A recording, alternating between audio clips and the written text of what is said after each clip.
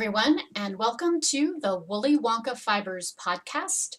My name is Anne, and you can find me on the web at www.woollyWonkaFiber.com. You can find me on Ravelry. I have a group that's Woolly Wonka Fibers, and I'm also on Facebook and Instagram as Woolly Wonka Fibers. If you're looking for my personal Ravelry page or my designer page, you can find that under Bunny Spinner. Today is Sunday, the 16th of October, 2016. I think this is episode 34, 33, 34. It'll be in the title. How's that? I hope everyone is doing great. We are having a patch of Indian summer. It was almost 80 degrees here yesterday. You can see I'm in short sleeves and not snuggly sweaters. We're supposed to have a little cold snap midweek, then supposed to warm back up, and I think it's supposed to be back and forth, but generally above normal for us at this time of the year. So come on, fall. I'm pulling for it. I want it here. I just got back this past week on Tuesday from my trip to Austin and the Hill Country Yarn Crawl, and I wanted to say a big thank you to Misty, who owns the Happy You, who hosted me for Saturday and Sunday, as well as everybody who came out to say hello and meet and greet, and those of you who were able to take my classes on Monday. Always a fun time in Austin. It's always nice for me to be able to go out to dinner with some folks, or at least see people in the shop, hang out a little bit, have some time to chat. So thank you guys. There's, a huge list. Folks that I have known from prior trips, as well as some new meets in person, folks who I'd known maybe through the internets, but this was an opportunity to actually get to know them face to face. I will have the shawl that was the project for the yarn packs and the free pattern that the Happy You gave away. If you missed out on those packs, I'm truly sorry. We were trying to figure out, based on last year's numbers, what Misty needed to order for the shop, and so she thought she had a pretty good handle on it, and then she realized Friday, which was actually the first day of the crawl, that there was no way she was going to make it through the weekend, and we sold out of all of the custom packs that I had sent to her on Saturday, and then we sold out of the rest of the yarn that I had sent her as kind of our backup yarn on Sunday. So I apologize if you missed one of those. I will have them available for sale at some point this fall. Once I get the shawl back, it's still en route to and from because it got shipped. But yeah, obviously that was well received, so thank you guys. Those of you who are going to knit that, I hope you love making that shawl. So more on that, well, maybe my next podcast, but it might not be till the last one in October on the 30th. So that was fun. It was really great to kind of be in the midst of that. The yarn crawl is crazy, crazy busy. So Misty had a ton of folks in her shop. She actually gave out all of the free copies of the pattern that I had worked up.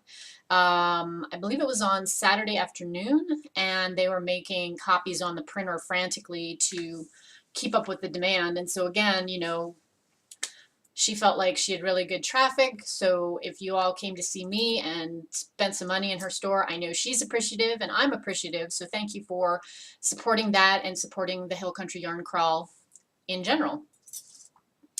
Let's see. Talk about a few things. You may notice I have a finished object to share with you guys. This is a hand-spun hand-knit shawl that is featured in the new Spin and Knit publication. It's an interweave publication, but it is not available as an online subscription. It's standalone. So you'll need to hit Barnes & Noble or your favorite bookstore that carries interweave and F&W products. Grocery store might have it. And then you can also order it directly from Interweave. So this issue I love Spin-Off magazine. I think the articles and the technique in articles are all really great, and there's always something in the Spin-Off magazine that I love.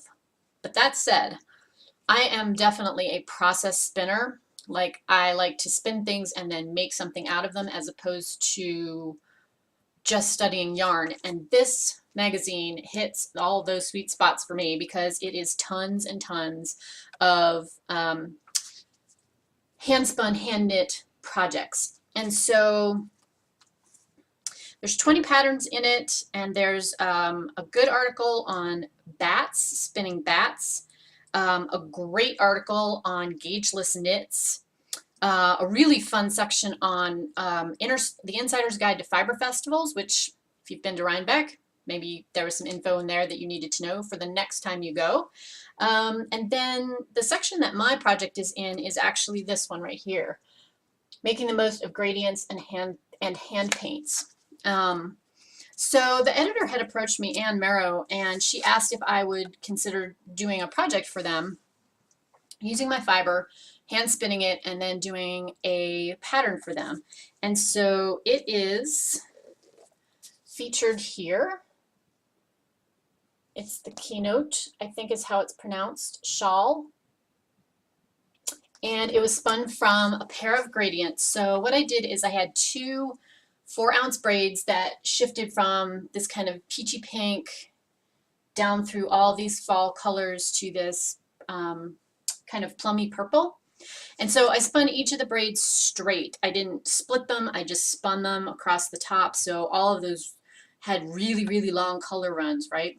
And then I applied those two together to get this gradient yarn. It's one of the great things you can do with your with hand spun is make your own gradients like that.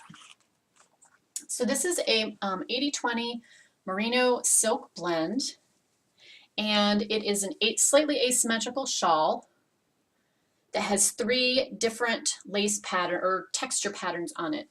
So let's see if I can get that to show off. The color is really funky there, but it is a just textured knit purl pattern that gives way to this easy lace. And then it's finished off with this falling leaves border that gives you this really pretty, just barely scalloped edging. And it's just bound off in a garter stitch with a stretchy bind off. But it shows off the color shifts, I think, beautifully. And so you start at this short little end right here, and you increase on one side of the shawl to produce this. So very subtle color shifts. The colorway that I used is called Ruby Mountains. It took about, I think it was about 700 yards. It didn't use all of the fiber that I spun, but it used the bulk of it. So it's a fingering weight, 2 ply. So you could do this with another gradient that's a commercially spun sock yarn. Nothing super, super hard about it. You do need to place some markers to set up this last panel, but if you've read a chart before, you won't have any difficulty with that. So that is out into the world. One thing I did want to mention that's kind of in the shop information section, which I guess I'll cover right now. I have several batches of things that I'm working on dyeing, and if you remember my last podcast, yeah, it's still as crazy pants in the dye room as it was before I left for Austin. I feel like I'm starting to get a handle on it, but it's a ton of dyeing. So one of the things that I'm dyeing for right now is going to be a kit that's sponsored through F&W. If you get their email blasts from the spinning section, you can go to spinningdaily.com, I think it is, and sign up for that newsletter. It comes maybe once a week or twice a week. It just depends on what they have. But I'm doing a kit for them. It will be a different colorway, but it will be the same yarn base. And it's in kind of blues and teals and greens, also very pretty, called Mendocino. So they will have those braids available through the spin-off shop. I think it's going to be mid to late November, sometime after the 15th of November. Once I know for sure when they've pulled the trigger on that, I will let you guys know in case you're interested. So it's the Mendocino colorway. And so again, same base, and you could grab 2 braids and spin this up for yourself if you were so inclined. Lots of other fun patterns and projects in this. This great little Eye of Partridge cowl. Sorry, there's a glare. There we go. Would be great for just a single skein. This hat also would be great. I'll give you the name. The leaf cap. That would be a really fun single skein project. So lots of good things. I encourage you guys, if you have any interest in knitting with your handspun, to grab yourself a copy of this. A bunch of fun patterns, things geared specifically for handspun. I was really jazzed about this. I hope that they do more issues of this because, like I said, this pushes all of my happy buttons, and I'm really pleased to have had a project included in it.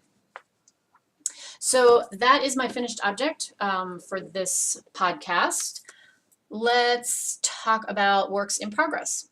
I have been working on my fluffy pink, ballerina pink kid silk Haze cardigan. I have the body finished up to here. I finished 1 complete sleeve and joined that to the body, and I started the 2nd sleeve. So I'm going to try to get the 2nd sleeve finished up this week. That is a goal for me, so I can get everything joined, and then I can just finish up the yoke, and that will be done. The other thing, which I snuck onto my needles kind of in between things, but I thought it would be a great travel project, is another secret knitting project. It's a colorwork cowl that will be out December 1st using my sparkly yarn, and it's got kind of a holiday theme to it. You know, greens, reds, golds.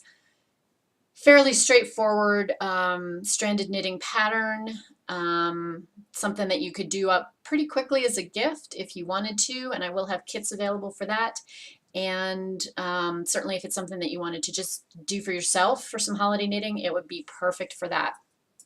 So like I said, I started that, finished that. The only thing I have left to do on it is the bind off, weave in the ends, and put a couple of tweaks to the pattern, and then it is off to my technical editor. If you're somebody who loves color work and would like to test knit that for me, please get in touch. Excuse me, I'm really, it's sagebrush blooming season here right now. My allergies are nutso. So please get in touch. I'd love to have a test knitter for it. And again, it's a fairly quick, straightforward pattern. I knit it just in the hotel at night, and it's, like I said, it's already done just over the past weekend. And then the other thing that I have been working on, since it is Socktober, are my strawberries and cream socks. Strawberries and cream frappe socks, which are part of the Coffee with CC collection. When I talked to you guys last time, I think I just had this much done. But I have finished sock 1 except for, obviously, weaving in the ends. You guys can see that. And I have knit this on my Aerten sock, which is the merino cashmere nylon base, in the colorway Parfait, which still just does not want to read. It's not this orange. It's a really, really, really soft, pale, peachy pink. I love it. I think it's perfect for these, which have this great textured motif, a little sort of whipped cream here at the top. These are toe-ups. I did them as the pattern was written, except I put in the Fish Lips Kiss heel rather than the short row heel because I like that better. I did not go up a size, needle size on the leg, and they fit me pretty well. They're a little bit snug, but I think if I had gone up another whole needle size, they would have been too loose. I'm working these on US 1.5 DPNs. So I have sock number 1 totally finished, like I said, except for my ends. And I cast on sock number 2 on the plain sorry, I've got danglies yarns. Here we go. And I have like just one more repeat to finish here before I'm ready to put the heel in this one. So my goal for this week, finish that repeat, pop the heel in, and start on the leg. I won't get the leg finished, but I should make some progress on it this week to be sure. And just a quick mention, because we're only about halfway through the month. I mean, today's only the 16th, and this is a long month with 31 days. If you are interested in knitting socks, I am hosting a Socktober stitch along in the Ravelry Willy Wonka Fibers group. Any yarn, any pattern, as long as it's socks. We're doing prize giveaways every week, and it's fun. Folks have been posting all kinds of different stuff. There's a couple of textured pieces, lace, there's just plain vanilla stripy socks. So if you're knitting socks and you want to have some folks to cheer you on and see some pretty eye candy, please come and join us in the group. We would love to have you.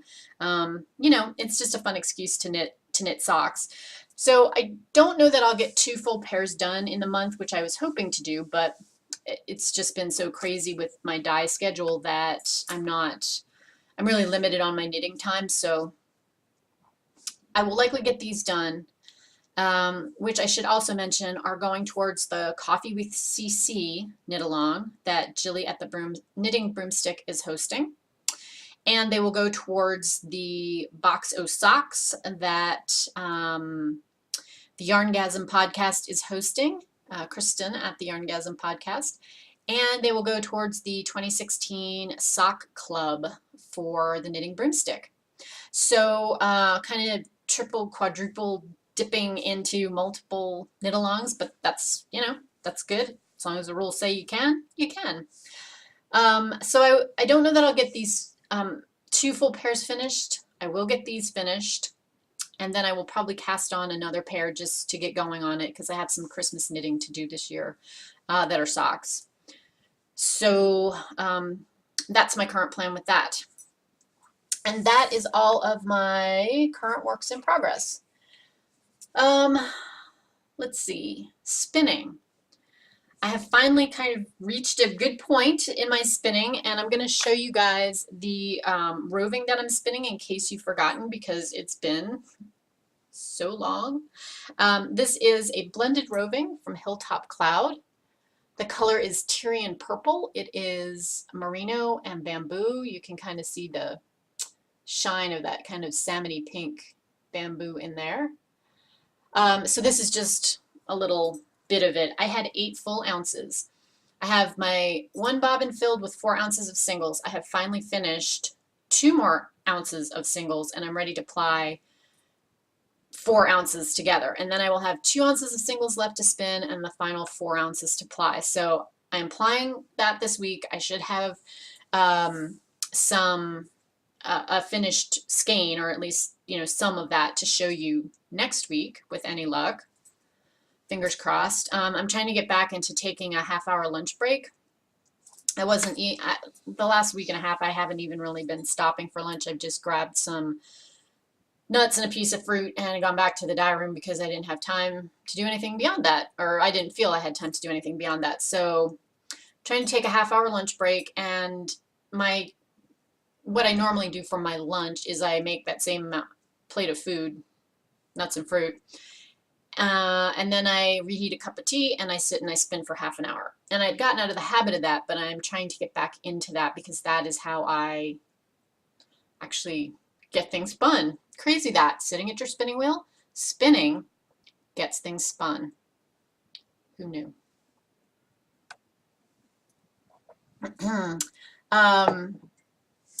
If you are a member of my fiber club, your package is shipped out Friday. I'm sure nobody has theirs yet, so I'm going to wait to do spoilers next week when I will have that to show off. And it's a very fall color, so I'm looking forward to spinning that at some point. Once I get my spinning mojo back, I'll be ready to rock and roll. So that is it for spinning things. Yeah, otherwise pretty quiet on that front. So my last little tidbit is what I've been stitching, which is not a whole lot there either. I know I'm a broken record. Eventually I will like start easing back into some free time, and then I will get my crafty mojo on. I have put in a few stitches on the Babushka's Blossoms pattern that I've been working on. For sure I am not going to get this finished up by the end of the month. There's just absolutely no way. But here is where I am so far. Let me turn it this way.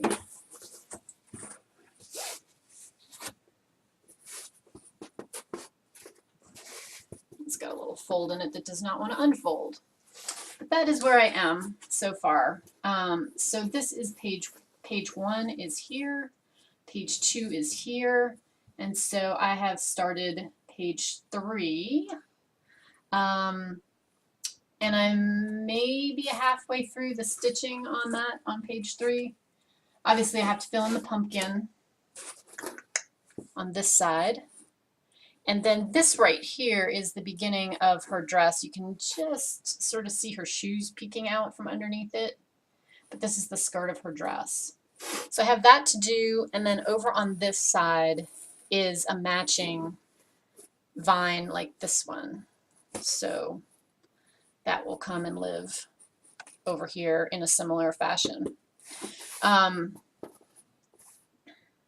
So I'm a little more than halfway, not at the 3/4 mark yet, but about halfway done.